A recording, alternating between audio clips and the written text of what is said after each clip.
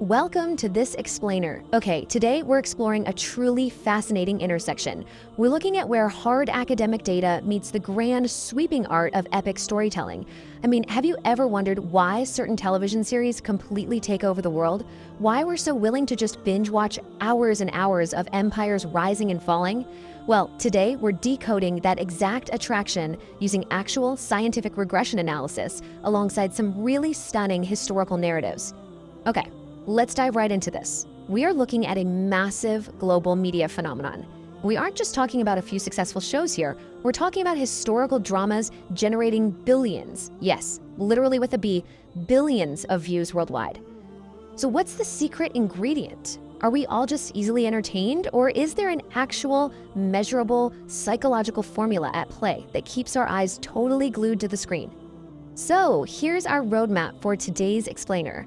We're going to start with the historical drama phenomenon, break down the formula for attraction, examine a millennium of content, look at accuracy and dramatic structure, and finally wrap up with the viewer's role.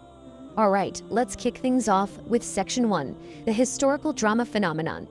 To really understand the science here, we first need to appreciate the massive cultural footprint of Arab and Turkish historical dramas. They've taken the global market by absolute storm over the last decade.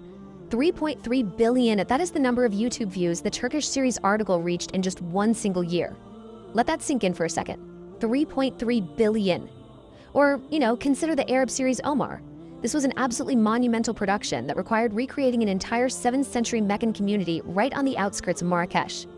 These aren't just your standard TV shows, they're massive cultural events with unprecedented global reach. But again, it brings us back to the question, why? That brings us to section 2. The formula for attraction. To answer that why, we turn to a really fascinating academic study by Dr. Abdallah Adway.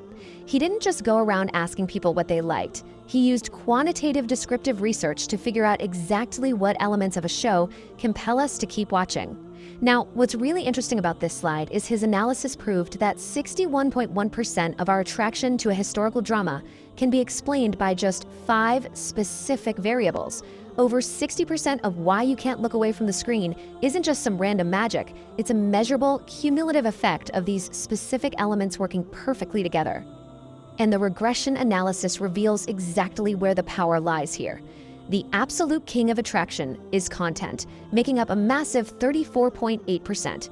This is followed by accuracy of information at 23.4% and structure at 19.7%.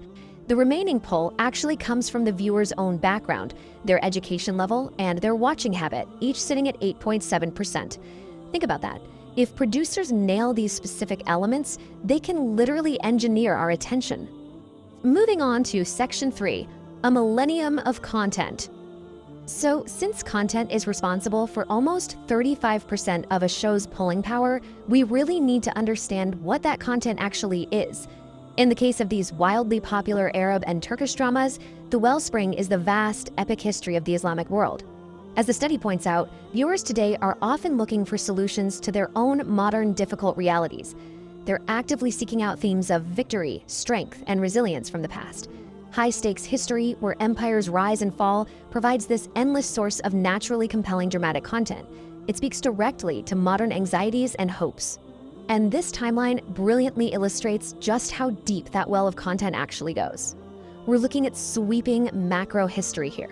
From the early conquests of the Rashidun Caliphate in 632, through the intellectual flourishing of the Abbasid Golden Age, down to the tragic Mongol invasion and the destruction of Baghdad in 1258, all the way to the Ottoman conquest of Constantinople in 1453. I mean, this timeline is an absolute goldmine for scriptwriters looking for profound, world-changing events. Next up, section 4, accuracy and dramatic structure. So you've got the epic content, but how do you actually deliver it? This brings us to the next 2 biggest attraction factors, which together make up over 43% of a show's pull. According to the psychological theory referenced in the study, drama works by exciting emotional tension within the viewer, which is then followed by a period of viewer relaxation. This movement from tension to relaxation is exactly what creates pleasure, and that pleasure sustains our interest. When you combine historical accuracy with this structured emotional roller coaster, the viewer is completely locked in. To see how this works in practice, let's step away from the macro history of shifting empires for a moment and look at a real-world example of micro-level intimacy. Recently, an AI visualized Sira series detailing the life of Prophet Muhammad was released, and it perfectly weaves accurate historical touchpoints with intense dramatic structure. The narrative structure follows a profoundly emotional, historically grounded path. It begins with him being born an orphan in 571 CE. Then it moves to him being taken into foster care in the desert by his wet nurse, Halima, who found incredible blessings in him during a severe time of famine. And then it peaks with the heart-wrenching tension of him suffering the tragic loss of his mother at Abwa when he was just 6 years old. In that beautifully recreated historical moment right before she passes away, his mother Amina speaks to him.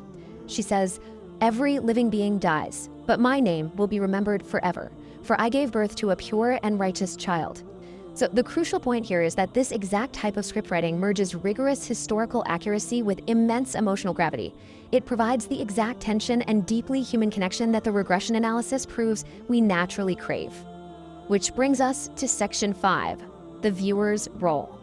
We've talked extensively about the content on the screen, but what about the person sitting in front of it? Dr. Odway's study also evaluated how your own life dictates what you find attractive in media. And the data here is incredibly surprising. Just look at the bottom two rows. Big star actors, the characters, and beautiful filming locations have literally zero statistical effect on whether a historical drama will pull an audience in. Zero. No way, right? But it's true. What actually matters is the viewer's existing watch habit. The more you watch, the more addicted you get. And interestingly, education level plays a role too. The data showed that individuals with lower education levels are pulled in much stronger, giving an 8.7% boost in attraction, potentially because they might have more free time to dedicate to viewing. Let's move to a deeply personal context and see how this builds over time. Take this anecdote from a convert who initially just heard the Islamic call to prayer. They said the first week it was like, wow, but the third week I was totally captivated, so then I thought maybe Islam is the answer.